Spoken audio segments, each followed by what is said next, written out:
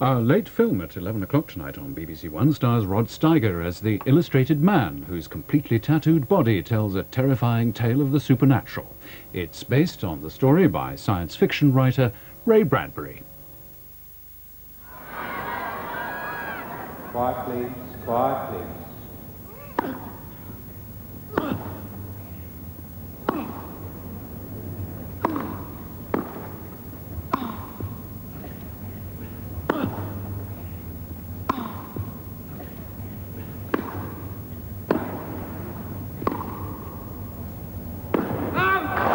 Wimbledon 88, the world's greatest tennis tournament, only on BBC television.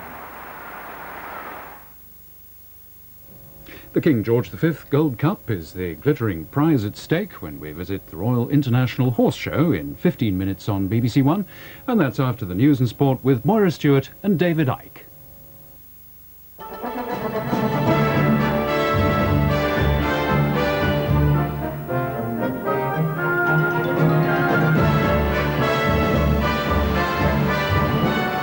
A gunman tries to kill the Turkish Prime Minister.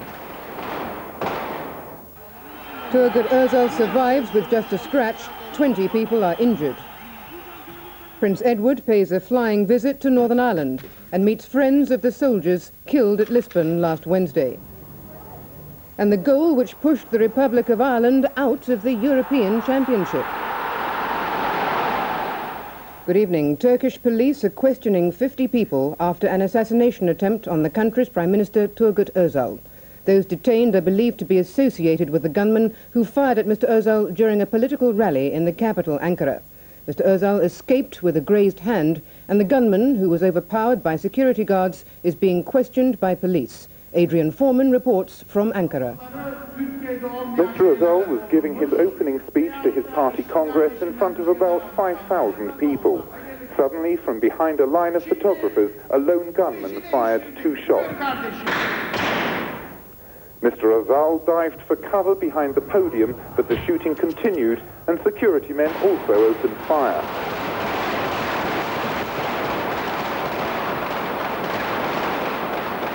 The suspected gunman, who's seen here ringed, tried to get to the side of the hall where a second gun was later reported to have been found hidden. Police said he had used a British-made automatic pistol with 8 bullets, and he was taken away by the police with a bullet wound in his arm. Questioning the man in hospital, police identified their suspect as Kartal Demirağ, a 32-year-old escaped murderer and known right-wing extremist. The attack injured 20 people, 3 of them seriously. They were treated for bullet wounds, cuts from flying glass and shock.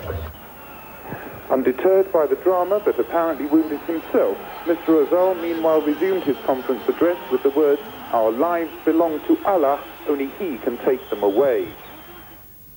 Prince Edward has been visiting Northern Ireland, where he expressed sympathy to friends of the 6 soldiers killed by an IRA bomb in Lisburn on Wednesday. The people in the town held a brief memorial service earlier today. They called it a simple act of remembrance. We share their grief. The people of Lisburn gathered in their hundreds today around the town's war memorial to pay their respects to the 6 soldiers who died in the IRA bombing last Wednesday. Flowers and tributes reflecting the town's horror at what happened are spread all round the memorial. Lisburn's mayor laid a special wreath in memory of the soldiers. It was a brief ceremony, but a moving one for the local people who are still shocked by the brutal murders. This afternoon, Prince Edward, who flew into the province on a one-day visit, expressed his sympathy with the victims.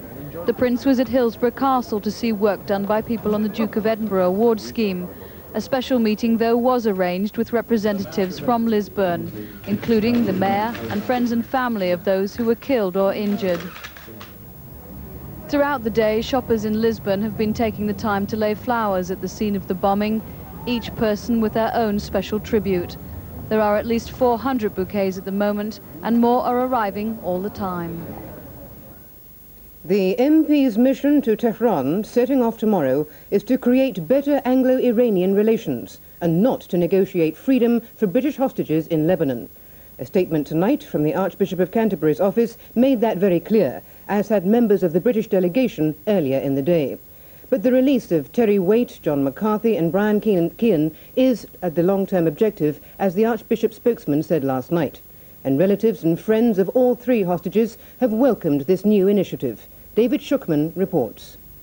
This is the man who's masterminded the visit, John Little, now in Tehran, assigned by the Archbishop of Canterbury to help free Terry Waite. After so long with no word of him, and with the friends and families of all three British hostages still waiting, the Church of England now hopes a better atmosphere between London and Tehran may help. It's certainly the view of those leaving for Iran tomorrow, however modest their intentions. I just felt that if I can, as a member of this delegation, make a small contribution to improving relationships so that other things can subsequently unveil, then it's worthwhile. We certainly cannot give the impression that a fact-finding mission of this kind by members of Parliament can achieve more than might be the case if it were, for example, Foreign Office ministers fully briefed on those issues. Terry Waite's family certainly know not to raise their hopes. I think it's important not to get it out of perspective. I mean, we're cautious about saying that it might work any miracles. I think it clearly won't. But we are pleased that the silence which has gone on for so long between our government and the Iranians is ended and the talk has begun. When in Tehran, the delegation won't only raise the hostages issue, they'll also try to raise the question of Roger Cooper, the British businessman held in jail on spying charges. But much depends on who they're allowed to see. They believe they were invited by Mr. Rafsanjani, the Speaker of the Iranian Parliament. But an Iranian official denied that today, saying Iran had merely agreed to their request for a visit. This may be because Mr. Rafsanjani, while seeking generally better relations with the West, doesn't want to appear too eager. With Ayatollah Khomeini rumoured to be dying, though today reportedly receiving visitors, the struggle for the succession will intensify, a struggle that one Conservative MP warned could embroil the visiting delegation. The Foreign Secretary, as he flew off to Toronto for the Economic Summit, wouldn't comment. The Foreign Office isn't sponsoring this visit, but will no doubt be keen to see its results. The Foreign Office recognises that this visit could further the current gentle warming in relations with Iran, a process that began last week with the compensation deal for damage to each other's embassies. But relations will have to improve dramatically before there's any realistic hope for the hostages. Mrs. Thatcher has arrived in Toronto for tomorrow's economic summit. The leaders of the West's 7 major economic powers will be talking about the problems of inflation in Britain and the United States.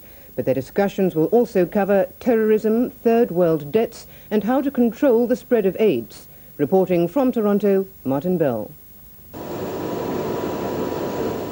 In length of service, Mrs. Thatcher is the senior leader here, and she's expected to play a dominant role in a meeting intended to emphasize the unity of the industrialized democracies. Well, here we go. The summit chairman, Canadian Prime Minister Brian Mulroney, who's facing an imminent election, is already here, of course, and settled in. The Italians are also in place. They arrived this morning. So are the Germans.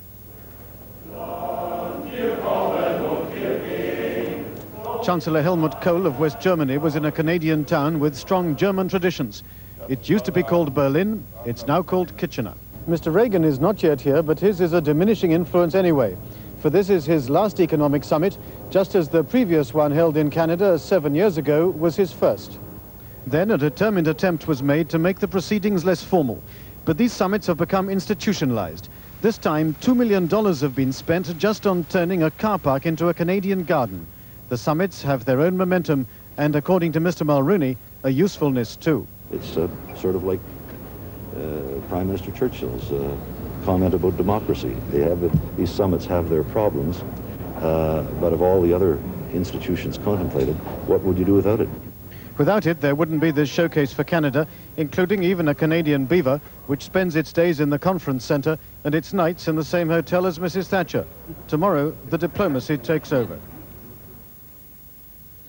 In West Germany, 60 England football fans are still being held by police in Frankfurt. 43 were arrested during overnight disturbances, and 17 others were held shortly before England's European Championship match against the Soviet Union.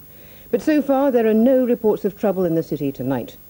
Now with news of how the footballers of both England and the Republic of Ireland got on and the rest of today's sport, here's David Icke. The Republic of Ireland's fine run in the European Championship came to an end this afternoon when they failed to reach the semi-finals. They were beaten 1-0 by Holland in Gelsenkirchen. In today's other Group 2 match, the Soviet Union beat England 3-1. But first, Michael Peschard reports on the day Ireland's luck deserted them. The Dutch were on top for most of the game, but once again players like Bonner in the Irish goal let no one down. And it was the Irish who went closest to scoring. McGrath's header just wouldn't go over the line. In the second half, the Dutch continued to attack, but the sheer force of will in the Irish defence was just enough to keep the scores level. And Ireland was still dangerous on the counter-attack. Houghton so nearly scored the all-important goal. They'll behave themselves, they'll have a sing-song tonight, they've enjoyed the trip, they've enjoyed the tour, we've given them something to shout about, and for that, I'm grateful. The game had been played in the best spirit. Ireland came to these championships as rank outsiders, but leave having earned a great deal of respect. 2,500 English fans had already gone home. They were avoiding a pointless match and another miserable performance. As a team, and to a man, England were outplayed. Hoddle in the 3rd minute gave the ball away. Alienikov scored with a swagger.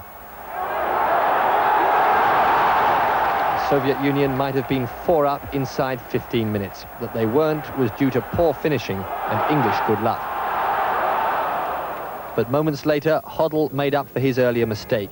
His free kick, met by Adams, England unexpectedly level. As the Soviets took the lead 3 minutes later, the English defence in disarray for Mikhailichenko to score. Indifference from some fans to the result. Certainly England had little further to offer in the second half and succumbed totally 17 minutes from the end with an Adams own goal. But for the players at least, their disastrous week was almost over. The majority of the fans have behaved themselves, but the effect of the hooligan minority has been to damage England's international standing even further. Now, the participation of the national team in the next World Cup is even in doubt. It's difficult to remember a period in which English football has been so consistently humiliated. Today's results mean that the Soviet Union will play Italy, while Holland will meet the hosts West Germany in next week's semi-finals. The West Indies captain Viv Richards, who scored 72, and Gordon Greenidge with a brilliant century have given England's bowlers a hammering in the Lord's Test. On Monday, play will resume with the West Indies 398 runs ahead with 5 wickets and 2 days in hand in which to bowl out England again. Graham Dilley, who took 5 wickets in the first innings, made the early breakthrough again. Downton the catcher and Haynes gone for 5. But no one was troubling Gordon Greenidge. He loves Lords, and it showed. He raced past 50 and scored his 6,000th Test run. When he was joined by Richards, they demoralised the England attack. Richards took 4 successive boundaries off Gladstone Small to reach his 50, as England suffered in the sunshine. Greenidge completed a splendid century, his 6th against England, with his 14th 4 of the innings. Greenidge and Richards both made their West Indies debuts in the mid-70s, and they've never lost to England since. It took a good delivery by Dilley to part them. Greenidge gave Embury the catch to end a partnership that threatened to overwhelm England. And there was more relief for the New England skipper when Richards departed for 72, playing on from Pringle. Dujon and Logie then batted through to the close. The West Indies scored 338 runs in the day, a tremendous scoring rate at Test match level. Martina Navratilova gave warning to the rivals she'll meet at Wimbledon next week by comprehensively winning the Pilkington Glass Championship at Eastbourne. She had a 6-2, 6-2 victory over Natalia Sreva, who knocked her out of the French Open. In the US Open Golf Championship, Nick Faldo has had a good start in the 3rd round and was 5 under par at the turn, 3 behind the leader Curtis Strange. But Sandy Lyle fell back to level par before rain once again stopped play on the course. And that's the news and sport. From David and me, good night.